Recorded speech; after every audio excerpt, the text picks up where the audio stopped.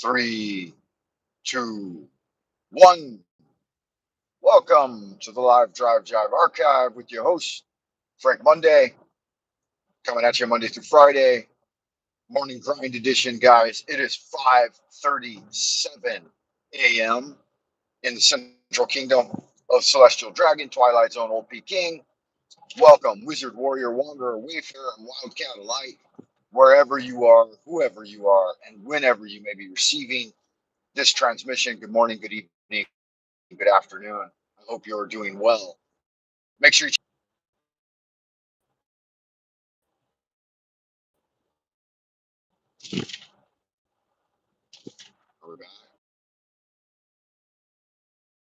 connect. Make sure you check me out on www.buymeacoffee.com/Frank Monday. That's a good place to go and put a little something that's really me and you, because giving makes you feel good. All right, let's get into it. Today is the second day of the full moon. The sun has transitioned into Virgo, right? So you might be feeling a little more chaste, a little more inclined to organize at home and roll up your sleeves and get down to hard work. The moon phase is actually in Pisces, I think, transitioning into Aries right now. So we've got a Pisces Aries transit for the moon phase with the sun in Virgo. So over the last couple of days, you may have had more intuitive perceptions, and whether or not you trusted those was up to you, but you should definitely be inclined towards your intuition under the auspices of the watery signs, especially Pisces and Cancer.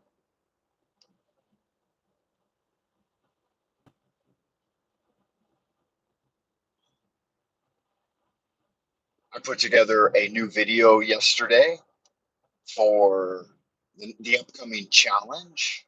So I'm getting well out ahead of it, doing my work in advance. I did an audio presentation of Liber Resh Vel Helios, or the Book of the Sun, right? And it's got the four great adorations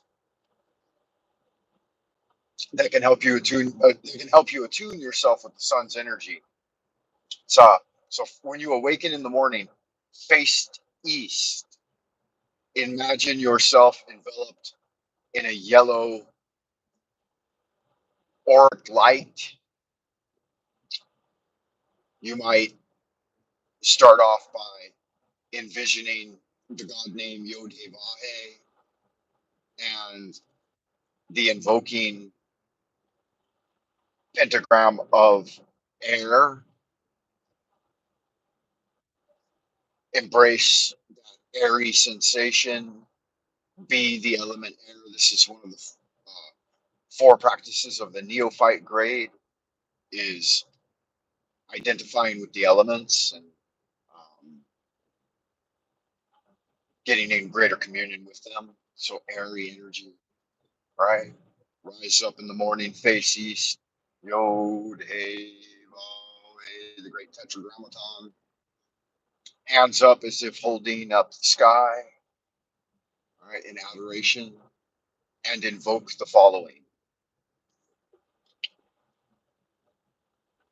Hail unto thee who art Ra in thy rising, even unto thee who art Ra in thy strength, who travellest over the heavens at the uprising of the sun. Tahuti standeth in his splendor at the prow, and Hathor, yeah, abideth at the helm. Hail unto thee from the abodes of the night. So it is commanded and confirmed. So mote it be. Stamp your foot and give the sign of silence. Then that's it. That's your morning adoration. Really quick, really simple. Simple invocation, simple visualization process. You can get it done in about a minute or two. So there are four of them. There's one for the morning when you rise in the morning, one for the noontime, one for the setting of the sun, and one for midnight or before you go to bed. All right, so you don't have to get up at midnight needing. But it's good if you can. That's for Kefara. The evening one is Tum.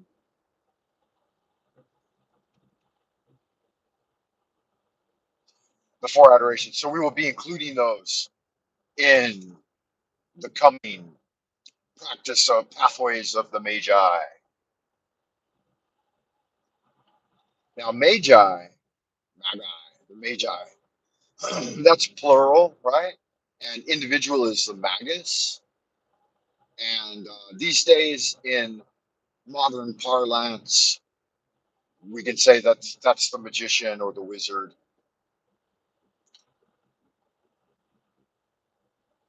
the ceremonial magician. Oh, I got some guys battling forward in the traffic right now. Fascinating. He won't get far though with everyone going really, really slow in the mornings. He's probably feeling a little bit aggro about the fact that wow, the speed limit is 120 and these guys are going like 80.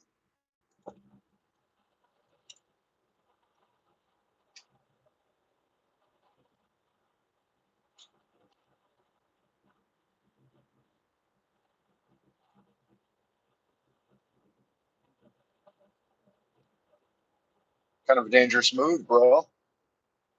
You're threatening people's lives by driving like an a-hole. I like to drive a little faster in the mornings too, but I don't threaten people's lives. Right? I don't make the road situation dangerous. I keep it nice and safe. Can you hear me okay out in Happy Land? How are you guys doing this morning? Make sure you hit the thumbs up and come back later, like and subscribe. Leave a little comment on the video. All that fun stuff here on YouTube land. And if it was your first time, don't let it be your last time. Tune in often. I will not be talking about the daily news anymore because, for the most part, I don't pay attention to it. So if you've heard some mainstream media news story about the end of the world is nigh, there's a good chance I haven't heard it. So I apologize for that in advance. But I will be talking about the daily practice of magic and all things good and grand in life that are worth contemplating. I believe it was Socrates who reiterated the ancient sentiment that those of a very low, poor quality of mind will talk about other people. Those of a higher, more refined cultivation of mind will talk about events that transpire. And the superior individuals of high mindedness will talk about the ideas and concepts of the cosmos. So elevate your ideation to the celestial. Have your head turned up and eyes on the sky. Uh, One thing I have been keeping partial uh, attention on is the current idea of disclosure and the UFO phenomenon, which they're attempting to rebrand as UAP. And I think these two are tangibly different. UFOs and flying saucers or alien spaceships of the sci-fi 50s and 60s. UAP, unidentified aerial phenomena, that could just be any type of cosmic um, phenomena, any type of cosmic display that is unknown to your ordinary average individual, to anyone, right? It's not within the realm of the common knowledge base. So it's unknown and it's an aerial phenomenon. So swamp gas, all right, tangibly different than flying saucers. But one guy who keeps up with it a lot, like he's in fact he's made his career out of it, right?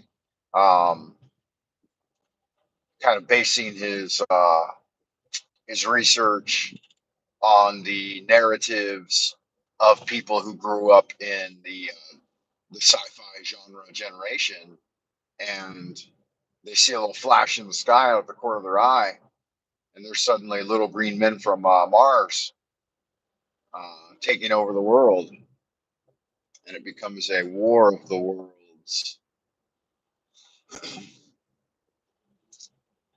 Richard Dolan.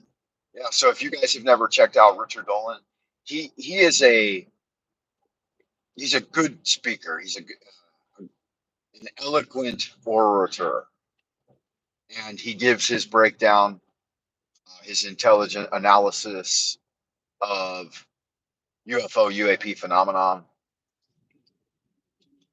So worth checking out. Kind of fun stuff, right? Entertainment for the most part. As far as making contact with spiritual entities, you're going to have to do some hard work in the magic genre in order to make that happen.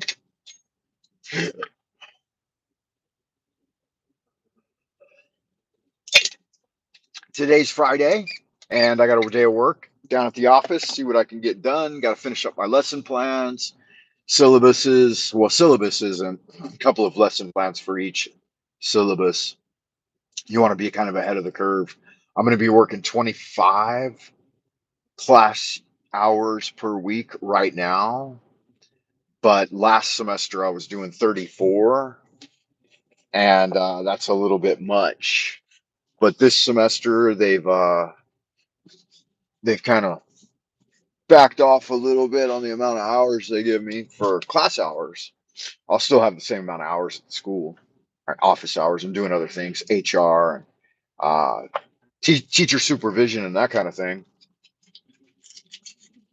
But yeah, so a little bit easier of a schedule. I think that should be good, which is good because one of the classes I got is a very reticent group of kids that just want to look at their laptops and have pretty much zero interest in learning basically anything that you want to try to teach them. So for an ESL or ESL ELA class, English as a second language, English language arts, it can be a bit of a challenge to hang out with those kinds of kids.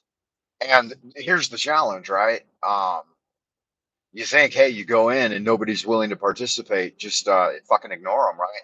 But you can't do that because your job is to not ignore them. Your job is the job description is to discipline the guys to do some of the work you present and to improve their English. And then it can get into kind of a battle of wills, right? If the students don't respect the teacher and don't respect their role, right? I like to use the analogy of a soldier going into battle in ancient times. What were the tools of the soldier? He's got the sword, the shield, and the armor. Oftentimes, right? We see it classically portrayed as the knights of old, European knights going into battle, maybe riding on a horse, right? So, what are the tools of the diligent student? They're the notebook, the textbook, the pen, the eraser, the ruler. So you have to be willing to adopt the role of student when you're in school. But when you're trapped there as a kid and your parents have got you there because they're working probably and they don't have time to deal with you, so they let the institutionalized schooling system take over for them, then you're not necessarily willing to fulfill that role of student. I love it though, man. I mean, teacher or student, either one. I like fulfilling both roles. I think it's good fun, whether it's prepping lessons and going into class to try to teach, or at least guide kids towards the study of grammar and logic and rhetoric. Or if it's on the other end of it and like you're sitting down with a notebook and a pen and trying to learn some new knowledge base or skill of your own, right? And I give absolute respect and credit to teachers, but I'm 50, so I've learned a little bit about how the world works. Whereas a 16-year-old kid, 16, 17, I think there are more important things going on in the world like TikTok and Mugbook and BoobTube is a little more um, interesting than maybe anything another living human being can present to you in the form of a classroom education. Because when you tune in to TikTok or YouTube or whatever, you see people out there in the real world getting it, right? And if you're a little goldfish in a goldfish bowl, then that's it, trapped in an apartment somewhere, and somebody walks in and they want to talk to you, and they're like, "Hey, Mr. Goldfish, do you know the letters of the alphabet and how to spell the word supercalifragilisticexpialidocious?" And Mr. Goldfish is like, "Hey, bro, I'm watching TikTok. There's um, there's K-pop girls shaking their butt and dramatic scenarios that are supercharged with emotion. And there's guys out, riding motorcycles and driving cars and stuff. I think that's gonna take precedence over the diligent study of the underlying principles of the U.S. Constitution. But I don't know. You tell me what you think. Put it down in the comments below. Make sure you check me out on www.buymeacoffee.com/Frank Monday. Don't pull out into traffic at a blind intersection. Make sure you stop, take it nice and slow, kind of creep out there. Make sure there ain't no dudes rushing through, gonna T-bone you at the T stop. And like and subscribe. If it was your first time, don't let it be your last time. All that happy stuff that we do here in YouTube land. I think we might be coming up on the dead zone, so there is a possibility that my feed will cut. But I'll take it kind of slow and see if we can stay connected. We're coming up on the third 10-minute section of the live drive jive. These typically go 2, 3, sometimes 4 10-minute segments. And it shows you how you can really get through a 100-day challenge with great levels of striving and achievement with just a little bit of consistent effort.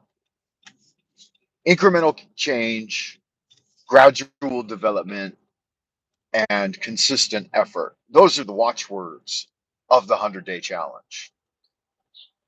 Every day, try to put a little bit of pressure towards it, whatever the task is, whatever the skill or knowledge base that you're trying to acquire, skill and knowledge acquisition. And think about it in a way that's creative and fun. Even if you're just pushing against it, I find that if you never give up, right, have the material there, write out some of your rituals and ceremonies that you might engage in over the course of a 100-day challenge. For example, the 4 adorations, get them out on paper, print them up or whatever, write them out by hand. Try to memorize the first or second one, the first one at least. Get it done.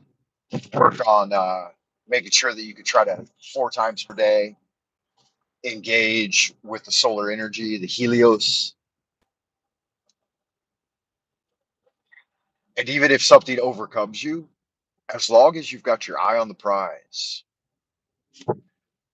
got your eye on there's the prize right there. Wow, this guy's in a Porsche. What is that? It starts with an A, no, a P. Panamera.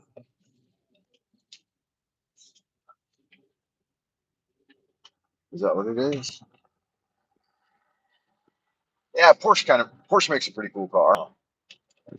Wow, the full moon is still up in the morning. So I'll be doing my homework on this end of things. And I hope that you guys join me and do your homework on your end of things.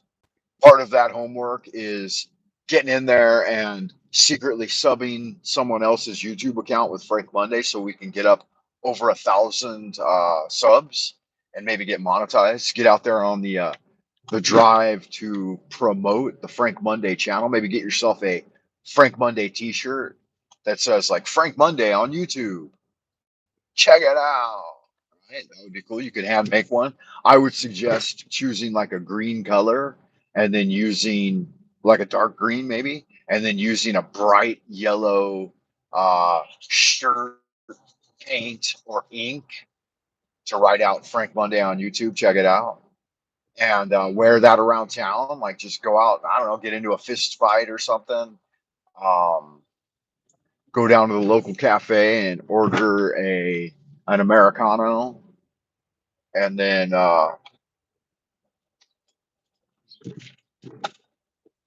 do something like that to get it done. Post it online somewhere. Yeah, you could share out the videos that you like. Find at least one Frank Monday video out of the 2,000 on the channel here, and share it out to someone. I'm sure there's at least one that you consider is worth sharing. Maybe review the entire catalog of videos. Right, there's 2,000 of them. And after having done so, you might get in there and indice some of them if you're really a super fan. Yo, nigga this, nigga that. What up, my nigga? I think I just destroyed the whole video by uh, reading what was in the fathomless cavern there. Um, Free gift from God. Welcome to the channel, man. Um, Free gift from God says, "Yo, nigga, what's up?" And just got off work at my minimum slave job, right? Wage slave. What is minimum wage in Jersey, man? It's got to be like $50 or something, right? So, some states don't even have a minimum wage.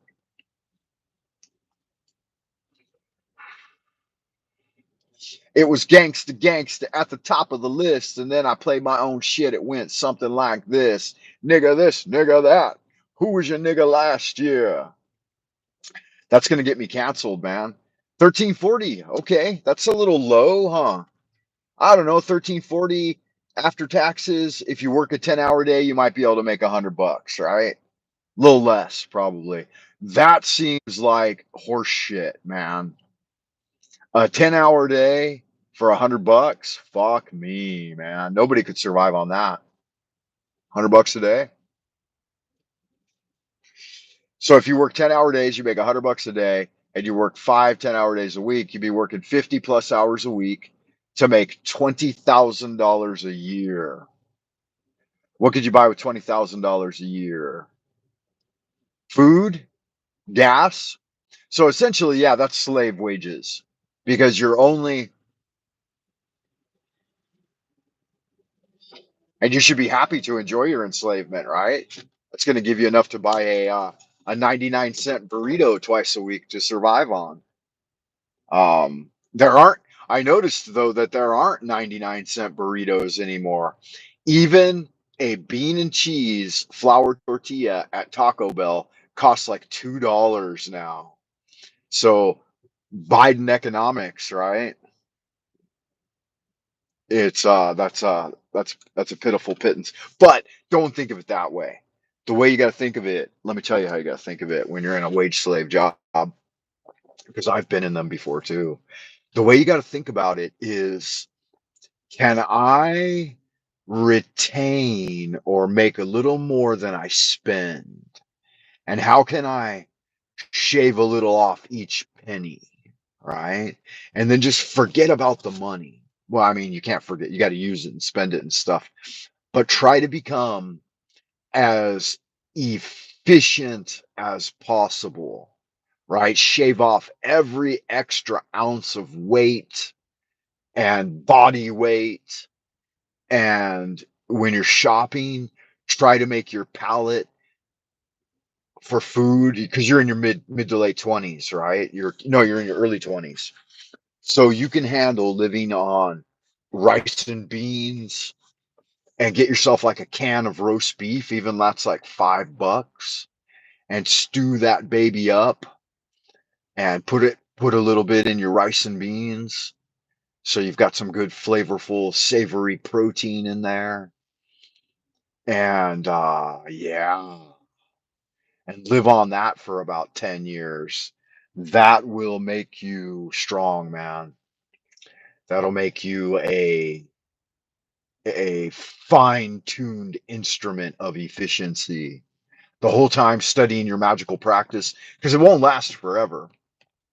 If you really get into the abodes of the magical world beyond the veil, then you'll start to see golden light appearing at fortuitous opportunities. Make yourself a Aladdin's lamp magic wish list of 3 primary objectives for each of the quadrants of the year.